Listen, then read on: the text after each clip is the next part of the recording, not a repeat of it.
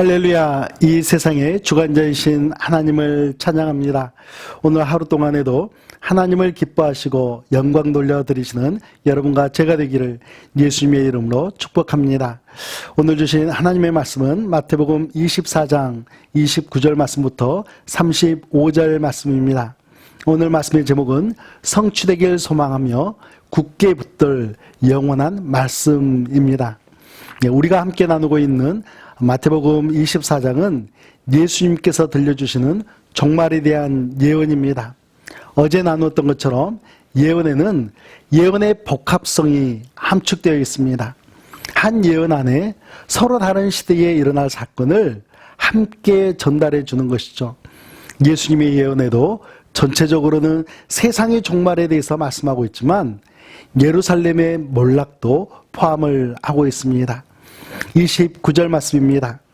그날 환란 후에 즉시 해가 어두워지며 달이 빛을 내지 아니하며 별들이 하늘에서 떨어지며 하늘의 권능들이 흔들리리라.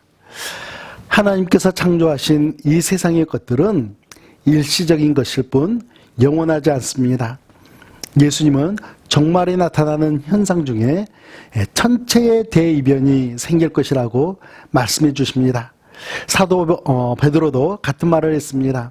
주님의 날이 도둑같이 오는데 그날에는 하늘이 큰 소리로 떠나가게 된다. 그리고 물질이 뜨거운 불에 풀어지게 된다라고 이야기했었죠. 우리 30절과 31절 말씀을 보겠습니다. 그때에 인자의 징조가 하늘에서 보이겠고 그때에 땅의 모든 족속들이 통곡하며 그들이 인자가 구름을 타고 능력과 큰 영광으로 오는 것을 보리라. 그가 큰 나팔소리와 함께 천사들을 보내리니 그들이 그의 택하신 자들을 하늘 이 끝에서 저 끝까지 사방에서 모으리라. 아멘. 하늘에 나타날 인자의 징조에 대해서는 다양한 견해가 있습니다. 교부들 같은 경우에는 십자가로 생각을 했었고요.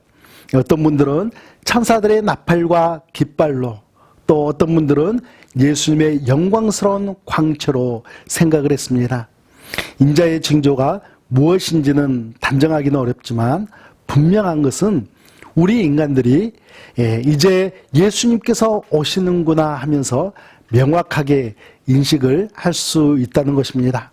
그때에는 모든 족속들이 통곡을 하게 된다라고 우리 주님께서 말씀하십니다. 무슨 이유일까요? 그들은 살아생전에 예수님을 믿지 않고 배척했기 때문입니다. 구원받지 못한 영혼들이 슬피 우는 소리인 것입니다. 마태는 이 모든 족속이라는 표현 속에 이스라엘의 12지파도 포함을 시키고 있습니다. 예수님을 영접하지 않은 이스라엘의 12지파가 회개하기를 간절히 원하는 마음으로 이 표현을 사용했다라고 저는 생각합니다. 예수님을 영접한 우리 그리스도인들에게는 종말에 어떤 일들이 벌어질까요? 우리는 염려할 것이 없습니다.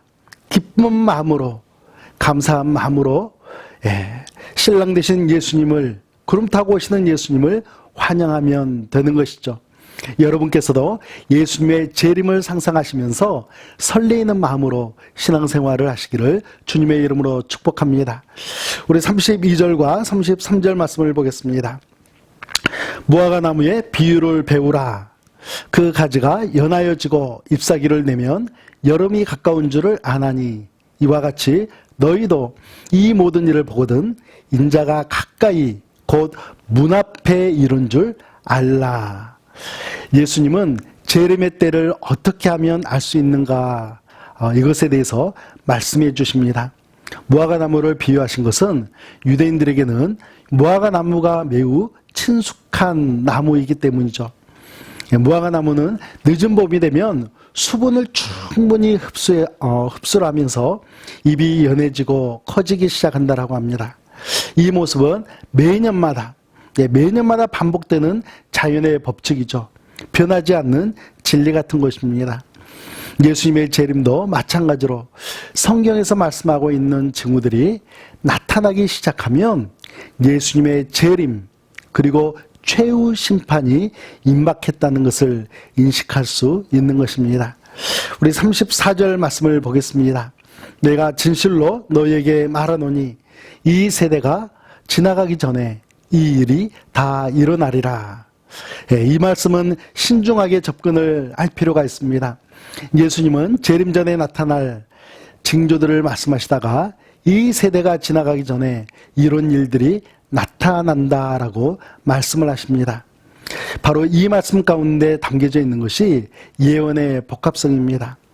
한 세대는 일반적으로 30년에서 40년의 기간을 말합니다. 예수님께서 이 예언을 하시고 나서 40년 후 AD 70년에 예루살렘은 로마의 티투스 장군에 의해서 멸망을 하게 됩니다.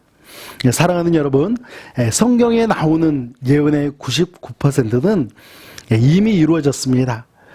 99%가 이루어졌다는 것은 나머지 1%도 반드시 이루어진다는 것입니다. 이제 남은 것은 예수님의 재림 하나뿐입니다. 예수님께서 오실 날을 기쁨 가운데 기다리면서 하나님께서 주신 사명을 위해 더욱더 힘쓰시는 하나님의 자녀들이 되시기를 예수님의 이름으로 축복합니다. 우리 함께 기도하겠습니다. 이 세상의 통치자이신 하나님, 세상을 만드시고 다스리시고 심판하시는 하나님 앞에서 우리들은 예수님을 나의 구세주로 모시고 하나님의 영광을 위해 살아가기를 간절히 소망합니다. 하나님의 말씀을 굳게 붙들며 하나님께서 주신 사명을 위해 더욱더 힘쓰겠습니다. 예수님의 이름으로 기도합니다. 아멘.